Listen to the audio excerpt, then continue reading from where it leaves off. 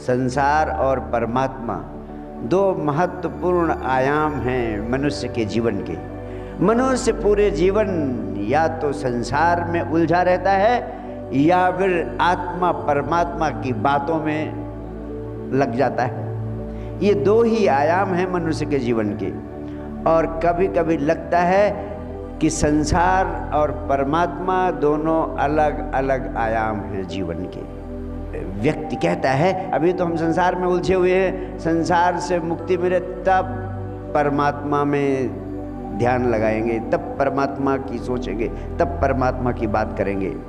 लेकिन मैं आपसे कहना चाहता हूं बहुत महत्वपूर्ण सत्य, आपका जीवन दो आयामों में है, एक तो शरीर और दूसरा आत्मा।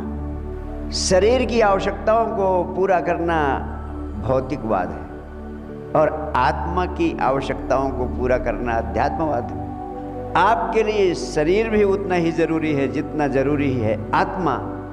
तो आपके लिए शरीर की आवश्यकताओं को पूरा करना भी उतना ही जरूरी है जितना जरूरी है आत्मा की आवश्यकताओं को पूरा करना। अगर दोनों में से एक की उपेक्षा कर दी आपने, अगर शरीर की उपेक्षा कर दी तो आत्मा शरीर रूपी घर में रहती है। फिर शरीर की उपेक्षा कर दी आपने तो आत्मा का स्वस्थ हो पाना, आत्मा को आनंद से आपूरित हो पाना संभव नहीं है। मैं तो यहाँ तक कहूँगा कि अगर शरीर की उपेक्षा कर दी आपने तो आत्मा की उपेक्षा हो गई। और आत्मा की उपेक्षा कर दी आपने, जब आत्मा का ही ध्यान नहीं दिया आपने तो शरीर तो मुर्दा पड़ा रहेगा आत्मा के बिना। वो भी एकांगी जीवन होगा, उसमें भी आप आधा जिंदा आधा मुर्दा ऐसी स्थिति में होंगे। इसलिए स्वस्थ व्यक्ति वही है जो शरीर और आत्मा दोनों को एक ही समझे। दोनों एक ही अस्तित्व के दो छोर हैं, एक ही वस्तु के दो छोर हैं। जो सूक्ष्म रूप है वह है आत्मा। आत्मा का स्थूल रूप शरीर में प्रकट होता है, शरीर का सूक्ष्म रूप आत्मा में प्रकट होता है। शरीर और आत्मा दोनों अनिवार्य हैं। इसलिए संसार और परमात्मा दोनों एक दूसरे से अलग नहीं किए जा सकते हैं। वास्तव में परमात्मा कोई व्यक्तिवाची इकाई नहीं है।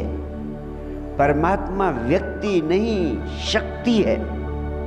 और वह शक्ति अपने को इस अस्तित्व के रूप में, संसार के रूप में प्रकट किए है। जैसे नर्तक को नृत्य से अलग नहीं किया जा सकता, ऐसे ही ये संसार परमात्मा का नृत्य है।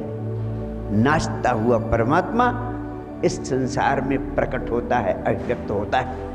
यानी तुम ही उसकी अभिव्यक्ति हो, कोई अलग से नहीं है परमात्मा। इसीलिए बड़ी मुश्किल होती है। इसीलिए स्वयं को जानना ही परमात्मा को जानना है।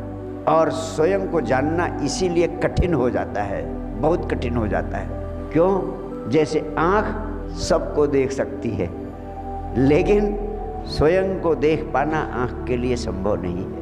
दूसरे को देख लेना तो संभव है, दूसरे को जान लेना तो संभव है, दूसरे को समझ लेना तो संभव, लेकिन स्वयं को देख लेना, स्वयं को जान लेना, स्वयं की प्रतीति कर लेना आसान नहीं है, बहुत कठिन है।